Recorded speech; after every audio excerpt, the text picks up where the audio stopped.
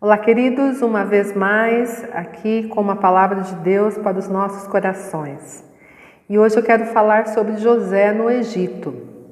Nós conhecemos sua história. Como adolescente, ele foi vendido para o Egito como escravo, esteve em prisões, sofreu muita coisa sem ter feito nada de errado.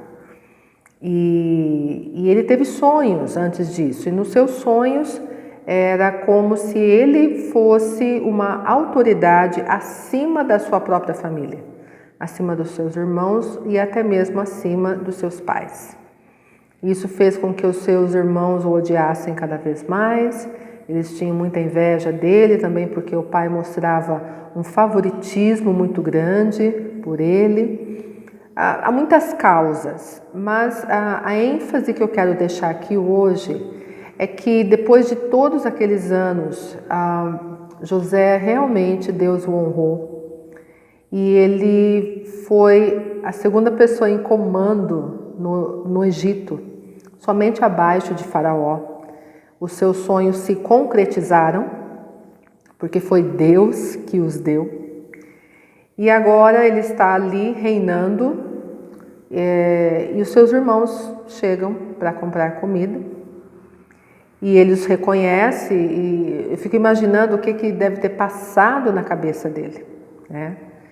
A palavra não nos mostra como José se manteve íntegro e fiel a Deus, mas em alguns momentos nós podemos ver a fidelidade a Deus, né? Quando a esposa de Potifar tentou levá-lo para a cama, ele falou: não, eu não posso pecar contra o meu Deus, eu não posso ir contra o meu Senhor, seu esposo. Então ele era uma pessoa muito íntegra, muito fiel a Deus. E também os vários sonhos que Deus deu revelação para ele. Deus não usaria José se ele não fosse um homem reto, que o servisse, fiel a ele. E por tudo isso, Deus permitiu toda essa vida de dores, que nós não entendemos, não é verdade? Mas o Senhor tinha um propósito.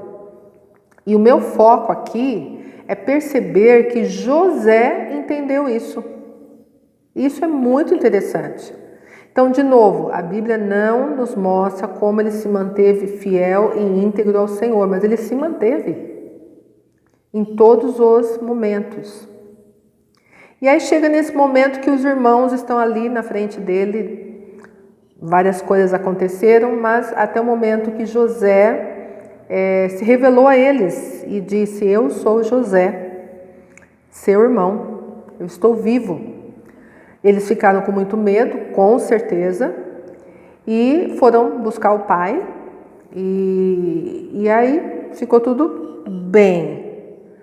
Os irmãos meio receosos, mas o pai estava vivo, tal. Quando o pai, Jacó, faleceu, os irmãos ficaram com medo que José agora usasse de sua autoridade para matá-los.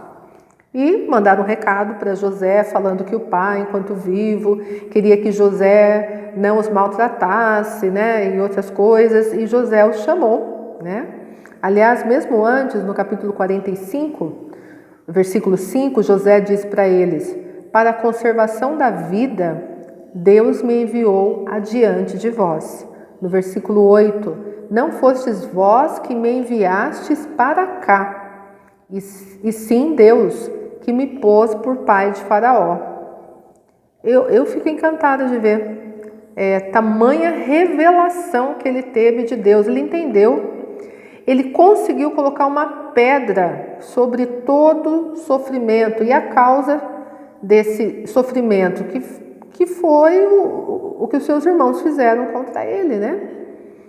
E aí quando mandaram o recado, né, que o pai tinha morrido e que ele queria, né, que José não fizesse nada de mal, né, para eles, aí José foi conversar com eles no capítulo 50, versículo 19.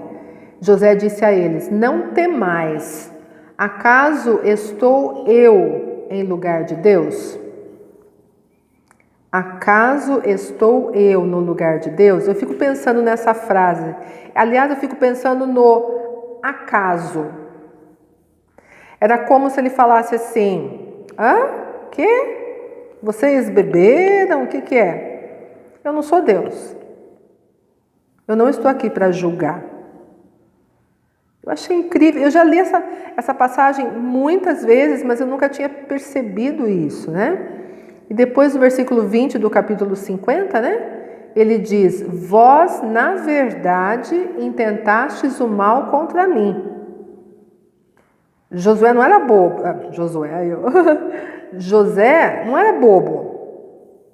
Ele sabia exatamente o que os seus irmãos intentaram fazer, matá-lo. Então, vocês intentaram o mal contra mim, porém Deus o tornou em bem. O mal que vocês intentaram contra mim, Deus o tornou em bem, para fazer como vedes agora, que se conserve muita gente em vida. Quantas vezes, né, gente, que a gente sofre, pessoas nos fazem sofrer, há pessoas que sofreram na infância, na adolescência, ou mesmo na vida adulta.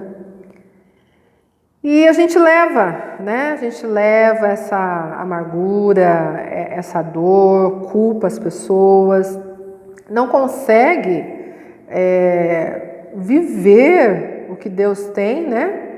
Porque continua lá no passado. José, de novo, não sabemos como isso aconteceu, mas ele colocou uma pedra sobre aquilo e entendeu que quem julga é Deus, não é ele. E que ele não estava ali para, eu estou pensando em inglês, to pay back. Ele não estava ali para usar da autoridade dele, né, contra os irmãos, porque os irmãos mereciam morrer. Não, ele falou: não, de jeito nenhum.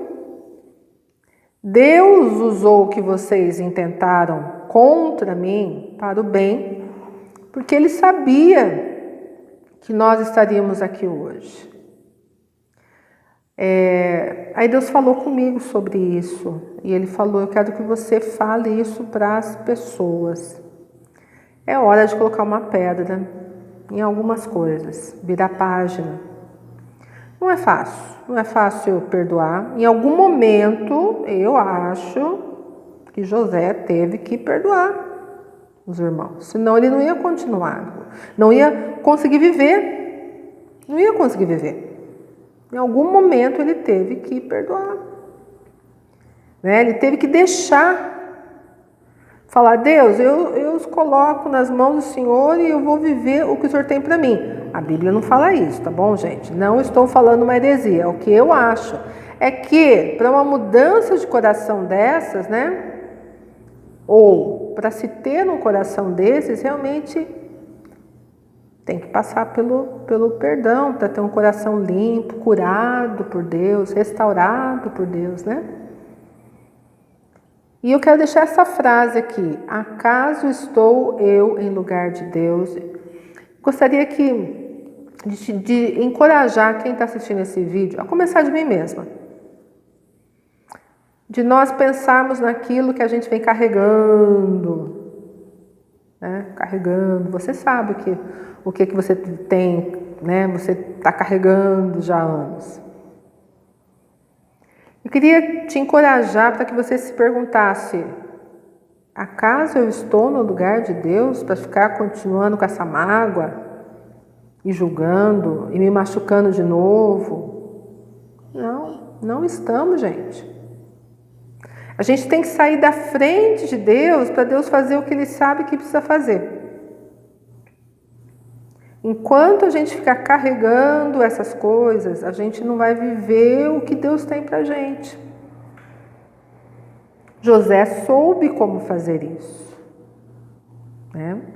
E nós sabemos que José é um tipo de Jesus. Jesus morreu na cruz, ele poderia ter pedido ao Pai por miríades e miríades de anjos para matar todo mundo que merecia morrer. Mas ele falou não.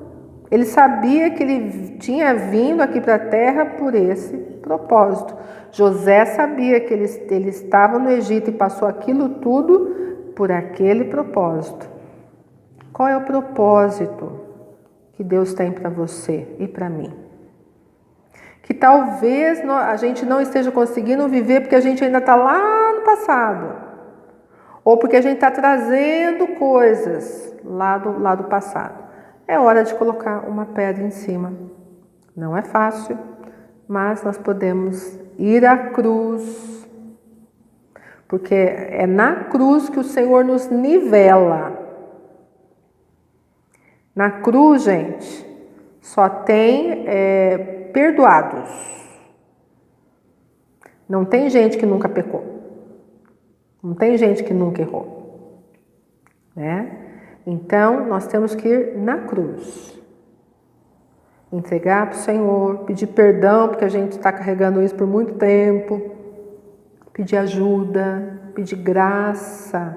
Graça é o poder sobrenatural de Deus para a gente fazer as coisas que a gente não consegue fazer por nós mesmos. A gente não tem poder, não tem nada, não tem força. Precisamos de graça e é na cruz que encontramos graça. Queria orar agora por vocês, por mim, que o Senhor nos ajude. Mas a decisão é nossa de colocar a pedra em cima, viu, gente? Né? E a ajuda vem do Senhor. Vamos orar? Pai amado, obrigada por esta palavra. Eu peço por cada um que está assistindo esse vídeo e por mim mesma. Eu peço que o Senhor nos ajude, Senhor, a decidirmos colocar uma pedra sobre qualquer coisa que a gente venha carregando e que não honra o Senhor e que tem sido um peso e nós não conseguimos viver o que o Senhor tem para a gente, porque a gente continua vivendo no passado.